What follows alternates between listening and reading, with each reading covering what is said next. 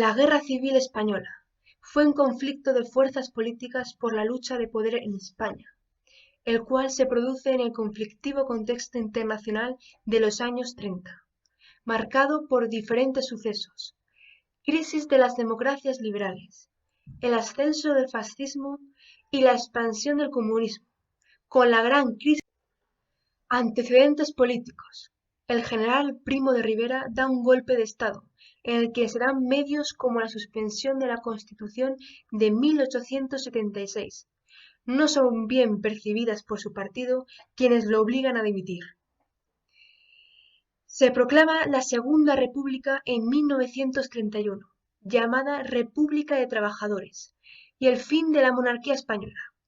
Más tarde se aprueba una nueva constitución en la cual hay una mala estabilidad política. Más tarde, en las elecciones de febrero de 1936, gana la izquierda, con ciertas sospechas de fraude por parte de la derecha. Siguieron los enfrentamientos entre la izquierda y la derecha, originando el fusilamiento del teniente republicano José del Castillo por parte de los falangistas. Y como respuesta, los republicanos asesinaron al líder derechista, Calvo Sotelo, dando comienzo a la Guerra Civil con el lanzamiento militar del general Francisco Franco. Antecedentes económicos: España vivió una gran crisis económica durante los años de la Segunda República, consecuencia de la Gran Depresión que había ocurrido en Estados Unidos.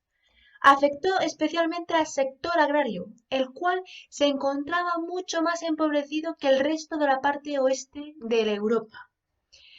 Por otro lado, muchas personas de las clases altas veían en la política de la República una forma de quitarle sus privilegios y aumentar lo de los obreros y campesinos, siendo una de las razones por la que estos se unieron al bando sublevado al comenzar la guerra. Distintas ayudas de países a los diferentes bandos. Antes del pacto de no intervención, Francia manda aviones y material de guerra a los republicanos, entre otros, mientras que Gran Bretaña manda ayuda a ambos bandos.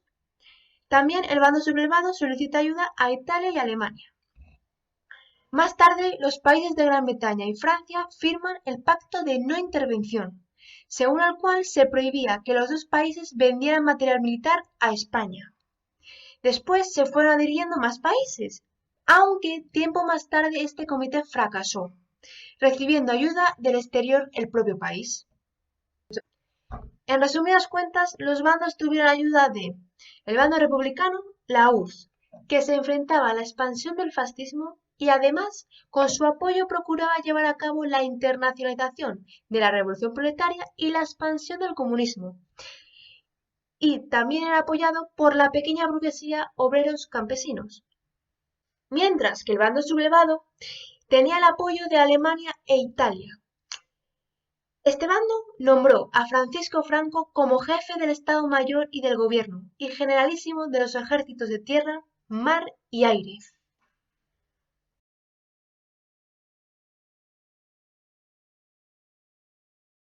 Al menos nos queda esto.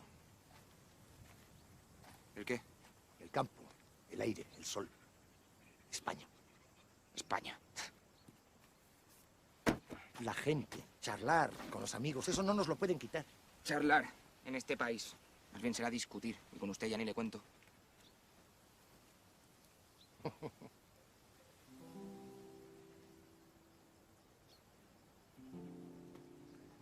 Por aquí venía yo mucho con mi Concha.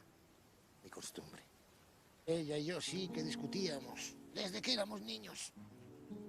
No te entiendo, me solía decir. Y tus libros menos. Ya bueno, Miguel, pero es que a usted, ¿quién le entiende? Mire, usted ha sido vasquista, españolista, marxista, socialista. Bueno, y ahora dicen que fascista. Ateo, cristiano, agnóstico. Aclárese, Miguel. ¿Que me aclare yo? Sí. ¡Aclárense ustedes, puñeta! ¡Aclárense ustedes! ¿Pero por qué no lo reconoce de una vez? ¿El qué? Pues que usted cambia. Que hoy piensa una cosa y mañana piensa otra. Que se equivoca. ¿Que yo me Sí, se equivocó con todo esto. Yo su apoyo a la derecha sin preguntar qué iban a hacer. Se equivocó. ¿Y ustedes, los de izquierda, que nos prometían el oro y el moro mientras nos llevaban al desastre? Ustedes no se equivocaron. No, ustedes no. Ustedes no se equivocan nunca. Los de izquierdas intentamos sacar a España de la Edad Media. España decrépita que huele a incienso y a sacristía, donde los pobres no tienen más libertad que la de seguir siendo pobres. Bueno, pobres y analfabetos. Chico, a los de izquierda se os llena la boca hablando de libertades, pero luego bien que tragáis con la dictadura de Stalin. Por favor. En esta república no he visto más que revancha, odio y resentimiento. ¡Revancha! ¿Por qué me saca ahora de Stalin si yo le estaba hablando de la república? ¿Por qué me saca de Stalin ahora? A ver, es que muchacho, ¿y por qué tenemos que hablar siempre de lo que quieres tú? Yo quiero la situación,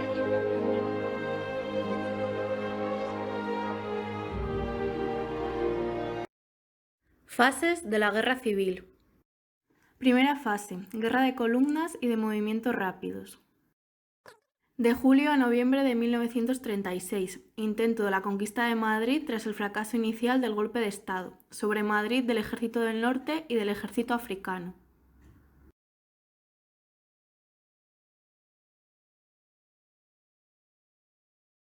Yáguez conquista Badajoz, produciéndose la fusión de las dos zonas sublevadas el 3 de septiembre.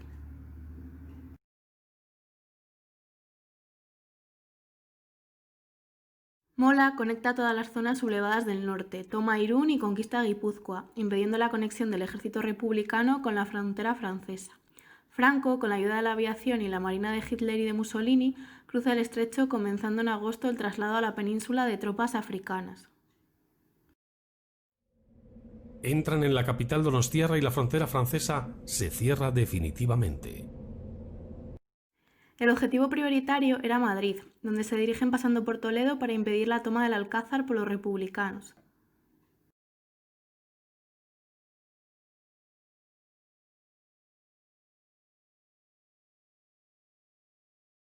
Mineros asturianos comienzan a perforar los cimientos del Alcázar para colocar unas minas. Largo Caballero, presidente del gobierno desde septiembre, tiene la necesidad de poner fin a la resistencia del Alcázar. El 6 de septiembre se confirma que el equipo de perforación llegará a los cimientos de la fortaleza en pocos días. Los republicanos podrán volar entonces el edificio. En octubre se desarrolla la primera ofensiva sobre Madrid. Se lucha en las zonas de la Moncloa, Ciudad Universitaria y Puerto de Hierro.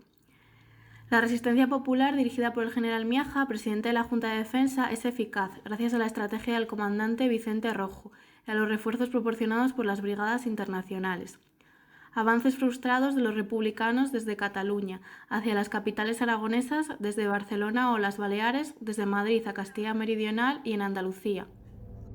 Militarmente respalda con toda su autoridad a su jefe de Estado Mayor, Vicente Rojo, quien dirige con gran eficacia la batalla.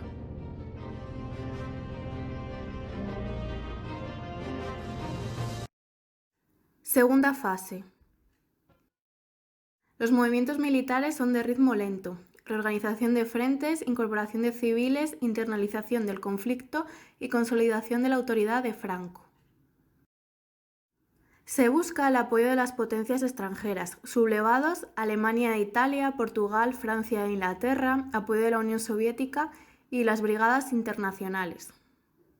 Ante el fracaso en la toma de Madrid, Franco organiza la segunda ofensiva sobre Madrid, de noviembre de 1936 a marzo de 1937, a base de operaciones militares para rodearla con ejes de comunicación.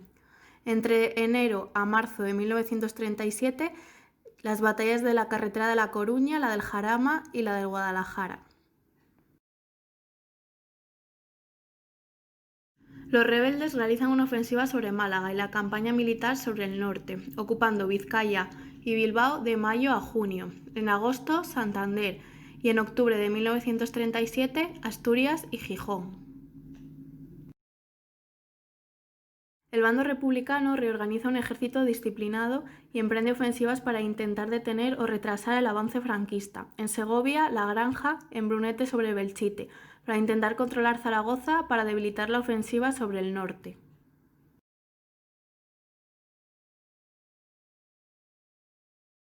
Tercera fase.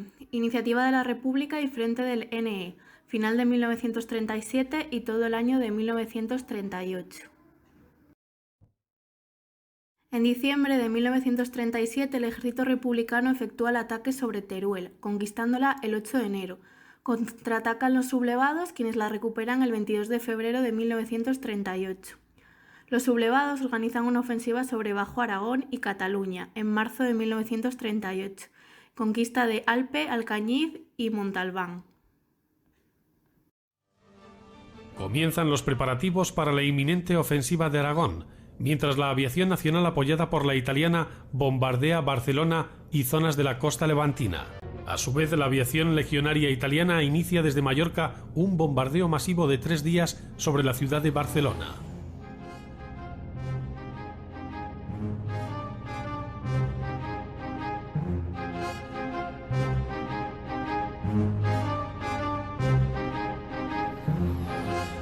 El 5 de marzo las tropas de Franco cruzan el Ebro y entran por primera vez en Cataluña. Ya pueden atisbar tierras de Lérida y Tarragona. El 15 de abril, el general Alonso Vega llega a Vinaroz dividiendo la España republicana en 2 zonas y conquista Castellón. El 25 de julio atraviesan el Ebro por Asco y Flix, sorprendiendo a los sublevados, produciéndose la sangrienta batalla sobre Gandesa, pero al final los republicanos tienen que retirarse.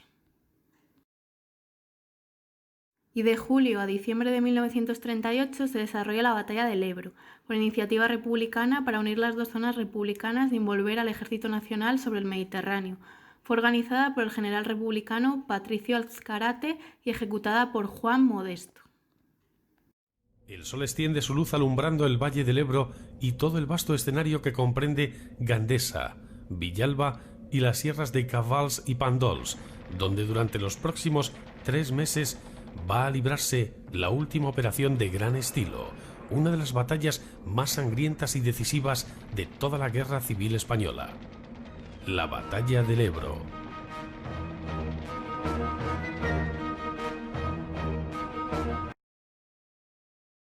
Cuarta fase, rápida caída de territorios ocupados por los republicanos, victoria de los sublevados y final de la guerra, de enero a abril de 1939. A pesar de los ataques republicanos en zonas del sur, Córdoba, Extremadura, de diciembre de 1938 a enero de 1939, con escaso éxito los sublevados avanzan rápidamente. Se desarrolla la Batalla de Cataluña. El Ejército Nacional, dirigido por los generales Yáguez, García Baliño, Moscardo, Muñoz Grandes, Solchaga y el italiano Gambara, van conquistando las principales plazas de Cataluña. El 15 de enero, Tarragona. El 22 de enero, el gobierno republicano se trasladó a Francia. El 26 de enero cae Barcelona. En febrero conquista toda Cataluña, el día 5 Gerona y el 9 llegan a la frontera de la Junquera. Las ramblas y las principales avenidas de Barcelona se quedan desiertas, amenazadas por los proyectiles. Ningún barrio barcelonés se libra de sus efectos devastadores. Las autoridades refuerzan los destacamentos de bomberos y operarios municipales encargados de las labores de desescombro. La República Española tiene sus días contados. Se declara el estado de sitio.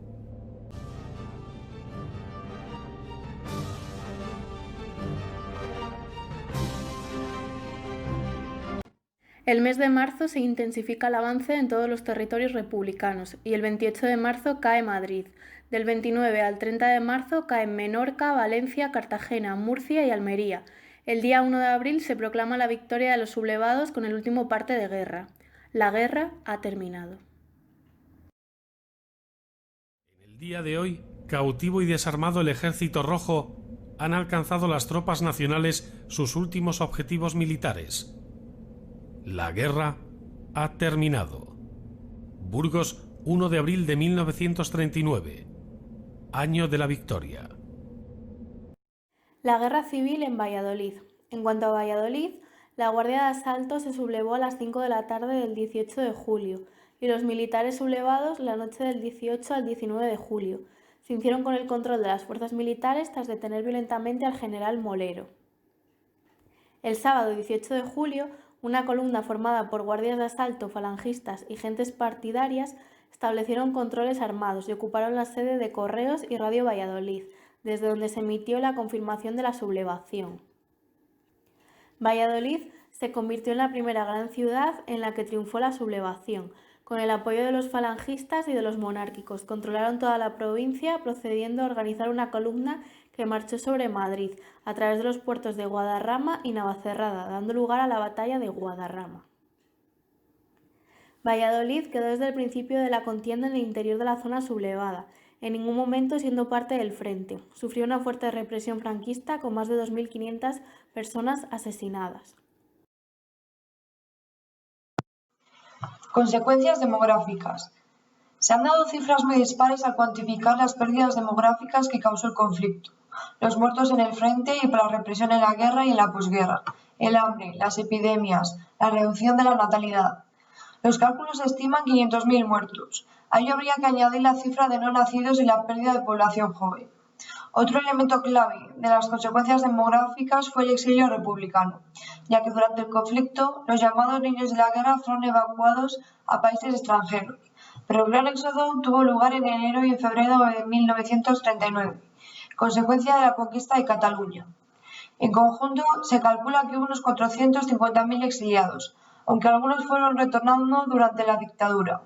Otros muchos no volvieron a España o esperaron a la muerte del dictador en 1975 para hacerlo. Este exilio supuso una importante pérdida demográfica para el país. Consecuencias económicas. La guerra fue una verdadera catástrofe económica. Los principales elementos de esta fueron los siguientes: la destrucción del tejido industrial del país, lo que llevó a la vuelta de una economía básicamente agraria. También los costes que generaron la reconstrucción de viviendas e infraestructuras que habían sido destruidas. Y por último, el aumento de la deuda externa y pérdida de las reservas de oro del Banco de España, que fueron usadas por el gobierno de la República para pagar la ayuda soviética. Consecuencias sociales. Tras la guerra, la represión franquista inició un proceso represivo contra el bando perdedor, iniciándose una limpieza de la que fue llamada la España Roja, y contra cualquier elemento relacionado con la República, lo que condujo a muchos al exilio o la muerte, produciéndose el robo de bebés de padres republicanos, que aún a día de hoy desconocen. Durante este tiempo, hablar de democracia, república o marxismo era ilegal y perseguible. Consecuencias morales. La guerra supuso una verdadera fractura moral del país. Varias generaciones marcadas por el sufrimiento de la guerra y la represión de la larga posguerra. El régimen de Franco nunca buscó la reconciliación de los españoles y siempre recordó y celebró su origen bélico. Las heridas de la guerra civil perduraron durante decenios. La posguerra española del siglo XX. Los españoles actuales conocen como la posguerra el periodo que siguió a la Guerra Civil Española. Fue un periodo de pobreza, hambre, miseria y represalias contra los derrotados republicanos. El estado de destrucción física y moral en que se encontraba el país hizo que España no participara activamente en la Segunda Guerra Mundial y se mantuviera oficialmente neutral, aunque por afinidad a las ideas fascistas del eje prestó ocasionalmente ayuda a Alemania e Italia. La victoria de los aliados resultó en que España fue el único país europeo con un régimen dictatorial y autoritario, el franquismo, por lo que sufrió el ostracismo de los demás países, de modo que no recibió apoyo ni ayudas para su recuperación. España pasó mucha hambre y la guerra había arrasado innumerables campos de cultivo. El país entraba en un periodo de recesión económica brutal, condicionado por el estallido de la Segunda Guerra Mundial y agravado por las políticas autárquicas del franquismo. Al mismo tiempo, Franco comenzaba a pagar la deuda adquirida con Alemania por su ayuda militar durante la Guerra Civil. Lo hizo a través del envío de soldados a las tropas nazis, el pago de capitales y exportaciones agrícolas. Si los datos de producción ya eran catastróficos, una vez acabada la contienda civil, el proceso de industrialización seguía el mismo camino. La explotación laboral de los esclavos del régimen y las condiciones de trabajo, más que precarias de los obreros libres, provocaron que la miseria rebosara y se hiciera más visible que nunca. Y nada parecía indicar que aquella situación fuese a cambiar a corto plazo. España pasó mucha hambre, tanta que el problema no tardó en transformarse en una epidemia, que causó verdaderos estragos en los débiles cimientos sociales. Así, mientras se vendía en el extranjero como una potencia en auge constante, el régimen quiso resolver la situación de forma rápida. El arte y la Guerra Civil Española. Durante la Guerra Civil Española, los organismos políticos estimularon la publicación de carteles y hojas ilustradas, de propaganda, boletines, etc., que exaltaban el espíritu y el sentido de la lucha, entre los que destaca el cartelismo por su creatividad artística y técnica. En el bando nacional encontramos estos 3 famosos carteles y en el bando republicano estos otros. También cobran una gran importancia los cuadros y esculturas realizados durante la guerra.